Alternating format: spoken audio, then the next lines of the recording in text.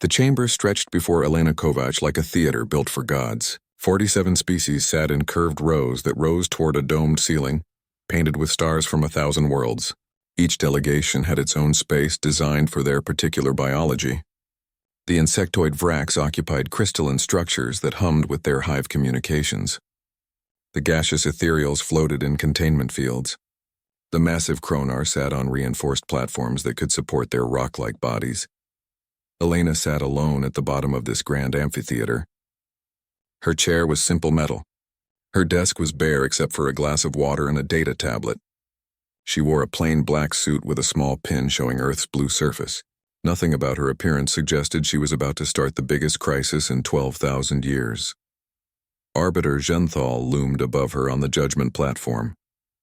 The ancient insectoid's carapace gleamed under the chamber lights. 4 eyes studied Elena with the patience of a being who had lived for 3 centuries. When Genthal spoke, translation devices rendered the clicking sounds into every language present. Ambassador Kovac, this council has reviewed the matter of human expansion. We find your species has violated the Treaty of Harmonious Expansion in 23 instances. Elena did not move. She had expected this. The treaty was 12,000 years old, written before humans had even invented writing. It divided the galaxy into zones of influence, with complex rules about who could settle where. The problem was that humans had never agreed to it. High Commander Vraxis of the Vrax hegemony rose from his delegation. He was smaller than the Arbiter but moved with military precision. His mandibles clicked in anger that needed no translation. These humans have built colonies in systems that belong to the Vrax hegemony, systems we charted 5,000 years before they crawled out of their caves. They ignore our warnings. They refuse to acknowledge our historical claims. They act as if the galaxy is empty space for them to grab. Other delegates murmured agreement. The symphonic choir made harmonious sounds of support. The Dendari waved their branches in their version of nodding. Elena watched them all and said nothing. Arbiter Genthal raised a clawed hand for silence. The chamber quieted instantly. 12,000 years of tradition demanded respect for the Arbiter's authority.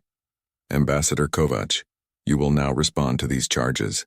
The Council will hear your explanation for these violations. Elena stood slowly. She was not a tall woman, but she stood straight. She looked up at the rows of alien faces, at beings who ruled empires older than human civilization. She saw their certainty. They believed this would end with human submission. They had dealt with upstart species before. Honored Arbiter, I have listened carefully to the accusations. I have reviewed the Council's demands. You want humanity to abandon 23 colonies. You want us to recognize Vrax territorial claims. You want us to cease all expansion until the Council approves our settlement plans. She paused. The chamber was absolutely silent. Every translator, every recording device, every living being was focused on this moment. I have a response to these demands. We decline. For 3 heartbeats, nothing happened. The words hung in the air like something physical. Then the chamber exploded into chaos. Delegates leaped to their feet. The Vrax delegation buzzed so loudly their containment field vibrated. The Kronar brought their massive fists down on their platforms with booms that shook the floor. Even the peaceful symphonic choir lost their harmony, voices clashing in discord. Decline? You cannot decline. This is the Galactic Council. We do not make requests. We issue judgments. Elena remained standing, calm in the storm of outrage. She had played this moment in her mind 1,000 times. She knew what was coming. Arbiter Genthal's voice cut through the noise like a blade. The ancient insectoid's translation carried a tone of disbelief that transcended language. Ambassador Kovac, you misunderstand your position. The Galactic Council has maintained peace and order for 12,000 years. We are the highest authority in known space. You cannot simply decline. With respect, Arbiter, I understand perfectly. You are the highest authority that your member species recognize. Humanity is not a member species. We never agreed to your treaty. We never submitted to your jurisdiction. Therefore, your judgment has no authority over us. The chaos doubled. Security drones moved into position, not in response to physical threat, but simply because such disorder had never occurred in the council chamber. Delegates shouted in dozens of languages. Some demanded immediate sanctions. Others called for military action. A few, very few, sat in stunned silence. Lyria of the symphonic choir was one of those few. She watched the human ambassador with curiosity rather than anger. Her species valued harmony above all things, and she wondered what could make a species choose discord so completely. Arbiter Genthal struck a gong that resonated through every translation device. The sound was designed to cut through any disturbance. Slowly the chamber quieted, the Arbiter's 4 eyes fixed on Elena with an intensity that had made empires fall. "You are saying that humanity does not recognize the authority of this council? That is correct. And you will not comply with our judgment regarding the disputed territories? That is correct. Do you understand what you are inviting? The consequences of this position?" Elena met the Arbiter's gaze without flinching. This was the moment she had been trained for. This was why Earth had chosen her, a woman who had survived wars and known the price of submission. "I understand completely, Arbiter. Humanity has considered the consequences very carefully. We choose to remain free rather than accept chains, no matter how old or how respected those chains might be." The chamber fell silent again. This time the silence was different. It was the silence of species realizing that their ancient, orderly galaxy had just changed forever. Something new had entered their perfect system, something that did not understand how to bend. Commander Vraxis spoke into the quiet, his voice filled with certainty. "Then you leave us no choice. Humanity will learn to respect the Council, one way or another." Elena gathered her tablet and prepared to leave. She had said what she came to say. As she walked toward the chamber exit, she heard whispers following her. Some called her foolish. Some called her brave. Some simply wondered what kind of species would choose this path. As the door sealed behind her, Elena allowed herself one moment of doubt. Had she just saved humanity's freedom or condemned them to war? She pushed the thought away. The choice had been made long before she spoke those 2 words. Behind her, in the chamber of the Galactic Council, chaos continued to erupt. The emergency session began 3 hours after Elena left the council chamber. Arbiter Genthal had never called one so quickly in all his centuries of service. The chamber was fuller now. Species that usually sent junior delegates had dispatched their leaders. Everyone wanted to witness what happened next. High Commander Vraxis stood before the assembly with the confidence of someone who had never lost a war. His species had conquered 14 star systems through military might before joining the council. He believed in strength and the natural order of the strong ruling the weak. "We must respond with immediate force. These humans must learn that the Council's authority is not optional. We have weapons and ships they cannot imagine. A simple demonstration of power will bring them to heel." Several delegates clicked or hummed their agreement. The Kronar delegation nodded their massive heads. The ethereals pulsed with colors that meant approval in their species. But Lyria of the symphonic choir raised a delicate appendage. Her voice carried the musical quality her species was known for. "Perhaps we should ask why they refused. We assumed they understood the Council's authority. What if they simply do not comprehend what we are?" Arbiter Genthal nodded slowly. This was why he valued Lyria. She asked questions others did not think to ask. He activated a display that showed Earth's file. The Arbiter spoke carefully. "I have reviewed the initial contact reports. When humanity achieved faster-than-light travel 50 years ago, we sent the Liaison Corps. They reported that humans seemed peaceful and compliant. But I see now we made an error. We never fully explained the Council's authority. We assumed their compliance meant understanding." The display showed images of Earth, a blue and green planet with swirling white clouds. Cities of metal and glass, ships launching from orbital stations. It looked like any other developing species. But then Genthal showed something else.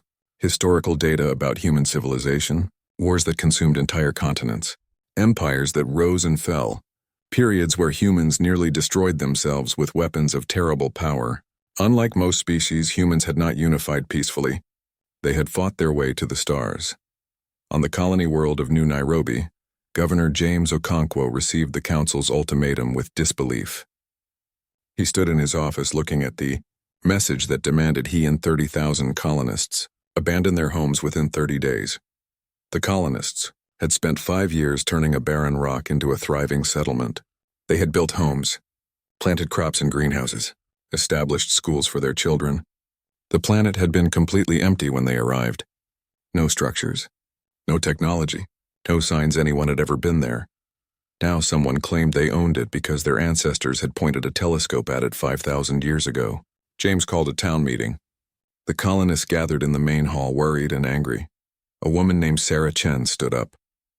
She was the head engineer who had designed their water systems. Are they serious? They want us to just leave? We built this place with our own hands. My daughter was born here. This is our home, others shouted agreement. The anger in the room was real and dangerous. These were not politicians or diplomats. They were farmers and engineers and teachers who had risked everything to build new lives. James raised his hands for quiet. Listen, I know this is wrong, but we need to think carefully. This council has 47 member species. They have technology and weapons we do not understand. We are one colony. We cannot fight them. An old man named Thomas Rodriguez spoke from the back. His voice was quiet, but everyone listened. Thomas had fought in Earth's resource wars. He had seen cities burn. I did not come to the stars to bow to another government. I came here to be free. If they want this planet, they can try to take it, but I will not leave willingly. The room erupted in cheers. James felt a chill run down his spine. He had his answer. The colonists would not leave. Whatever came next, they would face it together. Back in the council chamber, Arbiter Genthal continued reviewing human psychology. The data troubled him. Most species in the galaxy shared certain traits. They evolved as hive minds or pack animals or hierarchical societies. They naturally understood authority and order. Humans were different. They evolved as tribal creatures who deeply distrusted centralized control. They had a concept they called freedom that was more important to them than peace or prosperity. Throughout their history, humans had chosen to fight and die rather than submit to authority they did not choose. Lyria read the same data and felt her harmony sense tingling with warning. Arbiter, this species is fundamentally different from us. They do not value order above all else. They value something they call self-determination, the right to choose their own path even if that path leads to conflict. High Commander Vraxis made a dismissive sound. Philosophy will not matter when they face our fleet. Every species thinks they are special until they see real military power. Then they learn to be practical. But Genthal was not convinced. He had lived long enough to know that assumptions were dangerous. He ordered a review of every species that had ever refused council authority. There were only 3 cases in 12,000 years. All 3 had eventually submitted after brief shows of force. But none of those species had been quite like humans. On Earth, in a secure facility beneath the surface, military planners gathered around a holographic display of the galaxy. Captain Marcus Chen stood at the head of the table. He was commander of the Human Defense Fleet, 47 ships that were humanity's entire military presence in space. Marcus had been a test pilot before becoming a military commander. He understood ships and tactics. He also understood that humanity was vastly outnumbered and outgunned. The Council fleet numbered in the thousands. Their technology was centuries ahead of human capabilities. But Marcus also knew something the Council did not. Humanity had been preparing for this moment since first contact. They had never trusted the Council's friendly face. They had quietly built weapons and developed strategies for a war they hoped would never come. A young officer named Lieutenant Sarah Park looked worried. Sir, our projections show we cannot win a conventional war. If the Council mobilizes their full military force, we will be overwhelmed within weeks. Marcus smiled without humor. That is why we will not fight a conventional war. The Council has maintained peace for 12,000 years. They have forgotten what war really means. They think it is about fleets and territory. We know better. War is about will. It is about making the enemy question whether victory is worth the cost. He zoomed in on the disputed colonies. These are not just territory. These are our people, our homes. The Council thinks we will negotiate to save them. They are wrong. We will show them that humans do not abandon their own. We will show them that freedom is not negotiable. The officers around the table straightened. They understood now. This was not about winning in any traditional sense. This was about proving that humanity could not be forced to submit, whatever the cost. Back on Nexus Prime Station, Arbiter Genthal made his decision. He announced that the Council would impose immediate sanctions on humanity. No trade, no technology exchange. Complete isolation. In 30 days, if the disputed colonies were not evacuated, The Council would use military force to remove the human settlers. Lyria watched the vote count. Every species voted in favor except 3 small delegations who abstained. The motion passed overwhelmingly. The Council had spoken with one voice, but Lyria felt no harmony in this decision. She felt discord growing. Something fundamental had changed in the galaxy. A species had said no to the Council, and the Council, so certain in its ancient authority, was about to learn what that meant. On Earth, Elena Kovacs received the Council's decision. She read it carefully, then sent a single message to all human colonies. Stand firm. We do not abandon our own. Whatever comes next, humanity faces it together. The 30 days passed like a held breath.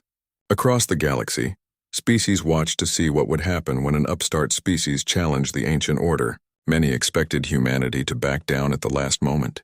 They were wrong. On the morning of Day 31, High Commander Vraxis led a fleet of 200 ships toward the first disputed colony. Prometheus 7 orbited a yellow star in what the Council called Sector Vrax 17. The colonists there numbered 8,000. They had ignored all evacuation orders. Vraxis felt satisfaction as his fleet dropped out of faster-than-light travel. The human colony lay before them, a small cluster of domes and structures on the planet's surface. A single human defense ship held position in orbit. Just one ship against 200? The human ship transmitted a message. This is Captain Rodriguez of the Earth vessel Defiance. You are approaching sovereign human territory. Turn back now. Vraxis allowed himself a clicking laugh. One ship, they sent one ship. These humans truly did not understand power. He opened a channel. Captain Rodriguez, your presence here is illegal under Council authority. Stand down and prepare to evacuate your colonists. You have 1 hour to comply. The human ship did not move. It did not power down weapons. It simply waited. Vraxis felt his patience thin. Very well. If they choose to die for this rock, we will accommodate them. Then something unexpected happened. The human ship turned and accelerated away from the planet at maximum speed. It jumped to faster-than-light travel and disappeared. The Vrax fleet found themselves alone, facing an empty colony. Vraxis felt confusion. Had the humans abandoned their people? Had they retreated? He ordered scanners to sweep the colony. The readings showed no life signs. The entire settlement was empty. Every human was gone, but the structures remained. The power plants still generated electricity. The atmospheric processors still ran. Everything was intact, as if the colonists had simply vanished. Vraxis ordered a landing party to investigate. They would claim this territory properly and show that the Council's will could not be defied. The Vrax soldiers landed at the main colony dome. They moved through empty streets and abandoned buildings. In the central square, they found something strange, a monument that had not been there in previous scans. A simple metal pillar with words carved in multiple languages, including Vrax. The monument read, "This world was built by free people. If you have come to take it by force, know that we chose to destroy what we built, rather than let you have it. This is our answer to tyranny. This is who we are." Before the Vrax soldiers could report back to their ships, every structure on the planet activated preset explosives. The colonists had mined everything. The power plants detonated first, creating electromagnetic pulses that disabled nearby equipment. Then the domes exploded one after another. The fusion reactors went critical in a chain reaction. The Vrax fleet watched in horror as the entire colony turned into a massive fireball. Every building, every piece of infrastructure, everything the colonists had built over 5 years was destroyed in minutes. The soldiers on the surface never had a chance to escape. High Commander Vraxis stared at the burning planet. His mandibles clicked in disbelief. They destroyed their own colony. They killed my soldiers with a trap. These humans are insane. But the message from humanity was clear. If you want our worlds, you will inherit ashes. Nothing more. The same scene played out across all 23 disputed colonies over the next 3 days. Human colonists evacuated. They left monuments with defiant messages. Then they destroyed everything they had built. Entire settlements were reduced to smoking craters. The Council fleet lost over 300 soldiers in the traps. Every planet they came to claim was worthless. Buildings destroyed. Equipment sabotaged. Even the soil was sometimes salted to prevent easy farming. The humans practiced a doctrine of total destruction. In the council chamber, delegates watched the reports with growing unease. Lyria of the symphonic choir spoke the thought many were feeling. This is not how civilized species behave. They would rather destroy than surrender. What kind of beings are we dealing with? Arbiter Genthal felt something he had not experienced in centuries. Uncertainty. The Council had expected compliance or resistance. They had not expected this third option. Humans had chosen to deny the Council its victory, while paying the terrible price of losing their own colonies. High Commander Vraxis demanded action. His voice shook with rage. We have claimed the planets, but we have paid in blood for worthless rocks. This cannot stand. We must strike at the heart of humanity. We must attack Earth itself. Some delegates murmured agreement. Others looked troubled. Attacking Earth meant escalating from a border dispute to full war. It meant thousands or millions of casualties. It meant crossing a line the Council had not crossed in 8,000 years. But Vraxis pressed his point. These humans respect only strength. They must learn that defying the Council has consequences. A demonstration of overwhelming force at their homeworld will break their will to resist. The vote was closer this time. Many species abstained, but enough voted yes to authorize military action. A Council fleet of 300 ships would proceed to Earth's solar system. They would demand humanity's immediate compliance with all Council judgments. If humanity refused, the fleet was authorized to use force. On Earth, Captain Marcus Chen received word that the Council fleet was coming. He stood in the command center beneath Geneva, surrounded by tactical displays showing the positions of all human ships. 47 vessels to face 300.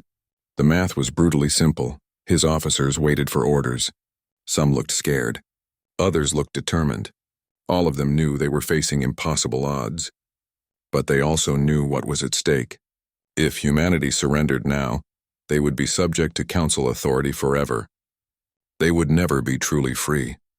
Marcus activated the communication system that connected to every human ship, every colony, every settlement in space. This is Captain Chen. The Council fleet is coming to force our submission. They believe our destruction of the colonies means we are broken. They are wrong. Those colonists chose to destroy what they built rather than let it be taken. They are now safe on other worlds and they stand with us. He paused, gathering his thoughts. Humanity has faced extinction many times. Ice ages, plagues, wars that burned entire continents. We survived because we refused to give up. We fought when fighting seemed pointless. We endured when endurance seemed impossible. That is who we are. His voice grew stronger. The Council fleet is larger. Their technology is better. By every measure they should win. But they have forgotten something that we remember. War is not about technology or numbers. War is about will. It is about making the enemy question whether victory is worth the cost. And humanity, more than any species in this galaxy, understands the cost of freedom. Across human space, on ships and stations and colonies, people listened. They felt fear, but they also felt something else: pride, determination, the knowledge that they were part of something larger than themselves. Marcus gave his final orders. All ships will proceed to defensive positions around Earth. We will not attack first. But if they fire on our homeworld, we will show them what humanity does when you threaten our families. Activate Protocol Defiance. Around Earth and throughout the solar system, hidden weapons platforms came online. Weapons that humanity had built in secret over 50 years. Weapons the Council did not know existed. Weapons that might not be enough to win, but would certainly make the Council pay a terrible price. The stage was set. In 3 days, the Council fleet would arrive, and humanity would face its greatest test. The Council fleet arrived at the edge of Earth's solar system exactly on schedule. 300 ships arranged in perfect formation. High Commander Vraxis stood on the bridge of his flagship, viewing the blue planet in the distance. So small, so fragile, and yet these humans thought they could defy the will of 47 civilizations. The human defense fleet waited in orbit around Earth. 47 ships spread thin trying to protect their homeworld. Vraxis performed the tactical calculations automatically. His fleet could overwhelm the humans in minutes. This would be over quickly. He opened a communication channel that broadcast to all human vessels. This is High Commander Vraxis of the Vrax Hegemony, acting under the authority of the Galactic Council. Humanity has violated Council law and refused all peaceful resolution. You have one final chance to comply. Acknowledge Council authority. Cease all unauthorized expansion. Submit to council judgment. You have 1 standard hour to respond. On Earth in the command center, Captain Marcus Chen listened to the ultimatum. Around him, officers monitored displays showing the council fleet positions. The enemy had numbers and technology, but they had come to the wrong system if they thought that would be enough. Marcus opened the response channel. Commander Vraxis, this is Captain Chen of Earth Defense Command. We received your ultimatum. Here is our answer. No. The simplicity of the response shocked the council fleet. After everything, after the destroyed colonies, after the deaths, humanity still refused. Vraxis felt his patience snap. Then you have chosen extinction. All ships prepare to fire. Target the human fleet first, then orbital stations. The council ships charged their weapons. Energy readings spiked across 300 vessels. Vraxis raised his claw to give the order to fire, and then the solar system came alive. Hidden weapons platforms activated throughout the system. On asteroids, on moons, inside hollowed-out comets. Hundreds of them, each one a surprise. Each one targeting a council ship. The platforms fired simultaneously. The weapons were unlike anything the council had seen. Kinetic projectiles accelerated to a fraction of light speed. Missiles with warheads that burned hotter than stars. Directed energy beams that cut through shields. And something else. Something that made the council sensors scream warnings. The council fleet's shields absorbed most of the first barrage, but not all. 15 ships took critical damage. 3 exploded outright. The perfect formation broke as ships maneuvered to defend themselves. Vraxis stared at his tactical display in disbelief. Where did these weapons come from? How did we not know about this? The human ships did not wait to press their advantage. They attacked with tactics the council had never encountered. Instead of fleet formations, each human ship operated independently. They used the planets and moons as cover.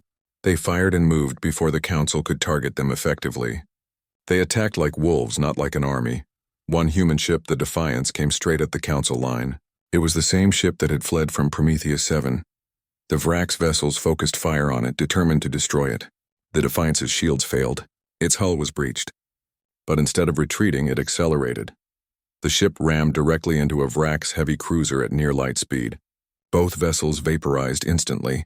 The explosion took out 2 more council ships that were too close. The human ship had sacrificed itself deliberately, trading 1 for 3. Vraxis felt something cold in his chest. They are willing to die. Not just willing. They use death as a weapon. What kind of species does this? The battle spread throughout the solar system. Human ships led council vessels into trap zones where the hidden weapons platforms could ambush them.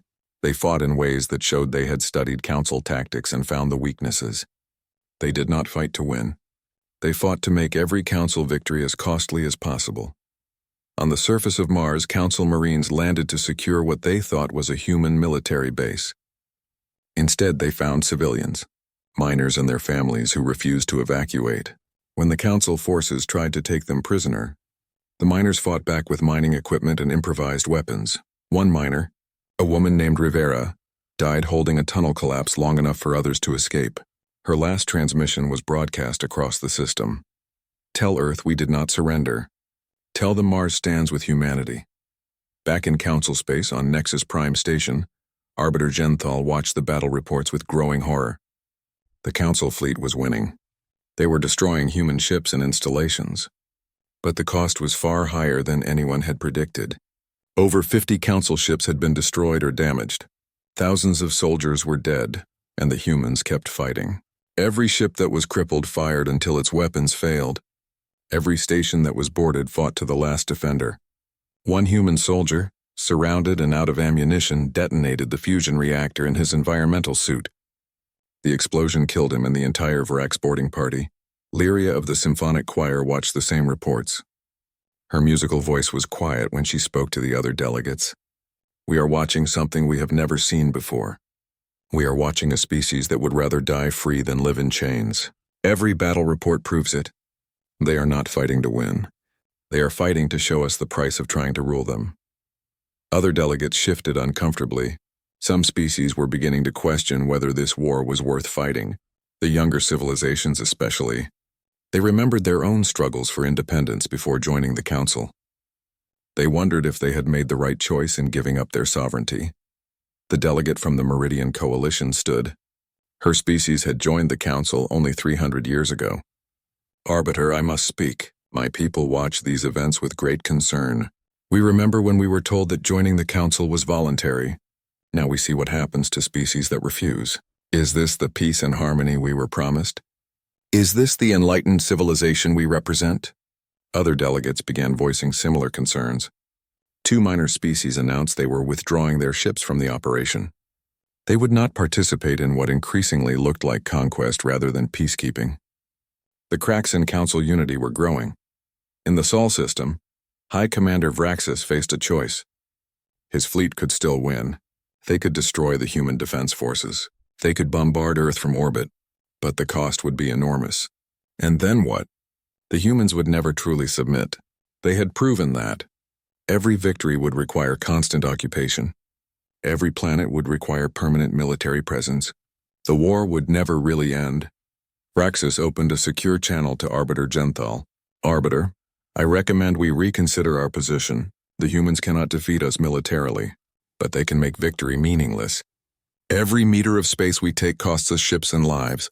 If we continue, we may win the battle but lose the Council. Already member species are questioning our authority. Genthal listened to his commander. He looked at the casualty reports. He thought about 12,000 years of peace maintained through respect for Council authority. And he realized that authority meant nothing if it required constant force to maintain. The ancient Arbiter made a decision that would change the galaxy. He activated the emergency recall signal. All Council ships were ordered to cease fire and withdraw to neutral space. The battle for Earth was over. Captain Marcus Chen watched the Council fleet pull back. His own fleet was battered. 23 human ships were destroyed. Thousands of soldiers and civilians were dead, but they had not surrendered. They had forced the mighty Galactic Council to blink first. Marcus opened a channel to all remaining human forces. Ceasefire. The Council is withdrawing. We have shown them what it costs to threaten humanity. We have proven that some species cannot be forced to submit. In the silence after the battle, both sides counted their losses and wondered what would come next. 2 weeks after the Battle of Sol, the Galactic Council convened an emergency session. But this time everything was different. The chamber that had seen 12,000 years of orderly proceedings was now filled with tension and doubt. Delegates who had once spoken with unified purpose now argued among themselves. Arbiter Genthal stood before them, older somehow despite his long life. He had spent these 2 weeks reviewing records, not just of humanity but of the Council itself. What he found troubled him deeply. The ancient Arbiter activated a display. Honored delegates, I have uncovered information that requires disclosure. Before we discuss what to do about humanity, we must face an uncomfortable truth about ourselves. The chamber quieted. Genthal continued. I reviewed the Council's founding documents and early history. What I found was disturbing. There were not 47 founding species. There were 53. Confused murmurs spread through the chamber. Lyria of the symphonic choir leaned forward. Arbiter, what happened to the other 6 species? Genthal's voice was heavy. They refused to fully submit to Council authority. They wanted to maintain some independence. The Council, believing its own authority was absolute and necessary for peace, forced them to integrate completely. 3 species accepted eventually. 2 left Council space entirely to avoid submission. And 1 was absorbed so completely that its culture no longer exists as a separate identity. The chamber erupted. Delegates shouted questions and accusations. Some demanded proof. Others sat in shocked silence. Lyria felt her harmony sense shatter. The Council she had believed in, the organization built on peace and cooperation, had been founded on forced compliance. A delegate from the Meridian Coalition stood, her voice shaking with anger. You are saying we are not a voluntary association of free species? You are saying we are an empire that forces compliance and calls it peace? Genthal nodded slowly. I am saying that over 12,000 years, we forgot the difference between authority and legitimacy. We assumed our age gave us the right to rule. The humans have shown us we were wrong. Authority without consent is not order. It is tyranny. High Commander Vraxis stood, his voice harsh. This changes nothing. We are still the most powerful force in the galaxy. The humans may have survived 1 battle, but they cannot stand against us forever. But this time, other voices challenged him. A delegate from the young species of the Outer Rim spoke. Perhaps the question is not whether we can defeat humanity. Perhaps the question is whether we should. What did we gain from this conflict? Dead soldiers, destroyed ships, and respect from no one. The humans showed us that forced submission breeds only resistance. More delegates joined the discussion. Species that had been silent for centuries found their voices. They questioned the Council's authority. They asked why member species needed permission to expand into empty space. They wondered if the peace they enjoyed was real peace or just the absence of anyone strong enough to resist. Lyria stood and sang a note that cut through the chaos.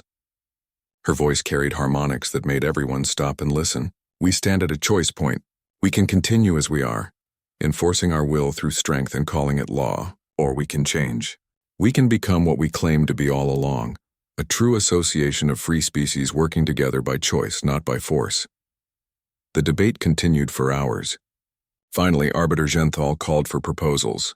What was needed was not just peace with humanity, but reformation of the Council itself. On Earth, Ambassador Elena Kovac received an unexpected message. The Council requested her presence for negotiations, not to demand surrender but to discuss a new framework for galactic relations. Elena was suspicious but agreed to attend.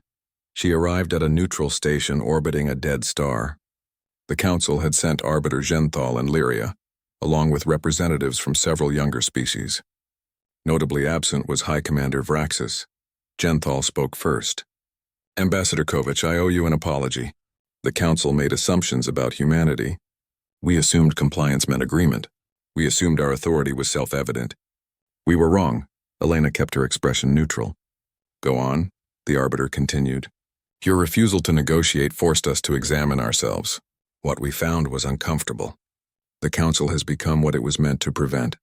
A power that rules through force rather than consent. Your species taught us an important lesson. True authority must be earned, not demanded. Lyria added her musical voice. We propose a new treaty, not the treaty of harmonious expansion that you never agreed to. Something new. The Accord of Sovereign Systems. Each species maintains complete sovereignty. The Council becomes a forum for cooperation, not a government. Member species can leave at any time. Disputes are resolved through mediation, not force. Elena studied the document they presented. It was everything humanity had wanted from the beginning. Recognition of sovereign rights. Freedom to expand and settle as they chose. Protection under law without submission to external authority. It seemed too good to be true. What is the catch? Elena asked. Genthal clicked in what might have been a laugh. The catch is that 20 member species have already said they will adopt this framework regardless of what the Council decides. Your defiance inspired others. The choice is whether the Council adapts or becomes irrelevant. Elena read the document carefully. It was genuine. The Council was reforming itself, and humanity's refusal to submit had been the catalyst. She felt a weight lift from her shoulders. What about the disputed colonies? She asked. They are recognized as human territory. The Vrax claims are formally withdrawn. We also offer compensation for the ships and lives lost in the conflict. Elena looked at the aliens across the table. They had come to conquer and had learned humility instead. She thought about the colonists who had destroyed their own homes rather than surrender them. About Captain Rodriguez who had died ramming an enemy ship. About all the humans who had chosen freedom over safety. I will take this proposal to Earth. But I can tell you now that humanity did not fight to be left alone. We fought to be respected. This accord respects sovereignty. That is all we ever wanted. The negotiations lasted 3 days. Details were refined. Protections were strengthened. In the end, 42 species signed the Accord of Sovereign Systems. 5 species refused and withdrew from the Council entirely, choosing isolation. High Commander Vraxis resigned in protest, unable to accept a council without absolute authority. The galaxy had changed. The old order of enforced peace gave way to something messier but more honest.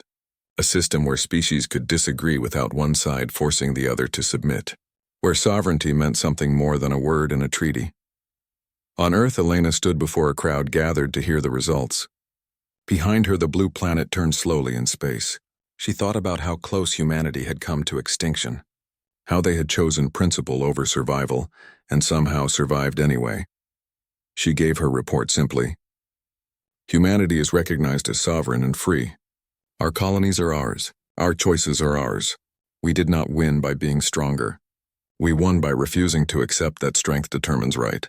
We showed the galaxy that some things are worth dying for, and in doing so, we taught them that some things are worth living for too. The crowd erupted in cheers, but Elena felt no triumph. Only relief, and a quiet pride that humanity had faced the greatest power in the galaxy and had not blinked. Months later, Lyria visited Earth as part of a cultural exchange. She walked through the rebuilt streets of Geneva and marveled at human resilience. Everywhere she looked, she saw memorials to those who died. But she also saw life continuing. Humans did not dwell on their sacrifices. They honored them and moved forward. She met Elena for tea in a garden overlooking the city. The human woman looked tired but content. Lyria sang a soft note of harmony. Your species changed the galaxy. Did you know that would happen when you said those 2 words in the council chamber? Elena smiled. I knew something would change. Either the council would break us or we would break the council. I'm glad it turned out to be the second option. Lyria thought about that. Your refusal was not about territory or power. It was about principle, about the right to say no. We had forgotten that such a right exists. You reminded us. They sat in comfortable silence, watching humans go about their lives. Building, creating, moving forward. Always forward. Finally, Elena spoke. You asked if I knew what would happen. The truth is I did not, but I knew what would happen if we said yes. We would become subjects instead of citizens. We would trade freedom for security, and humanity learned long ago that such trades are never worth the cost. Lyria hummed in understanding. And now the galaxy is learning the same lesson. Freedom is messy. It leads to conflict and disagreement. But it is the only foundation that allows true cooperation. Your chaos in our ordered chamber was exactly what we needed. Elena raised her cup in a toast. To chaos, then. And to the galaxy, learning that order without freedom is just another word for tyranny. Lyria touched her cup to Elena's. To chaos. And to the humans who taught us that sometimes the best answer to an ultimatum is simply to decline. Above them, ships from a dozen species arrived and departed from Earth's orbital stations. The galaxy was changing, and at the center of that change was a species that had learned long ago that freedom is not given. It is taken, and once taken it must be defended at any cost.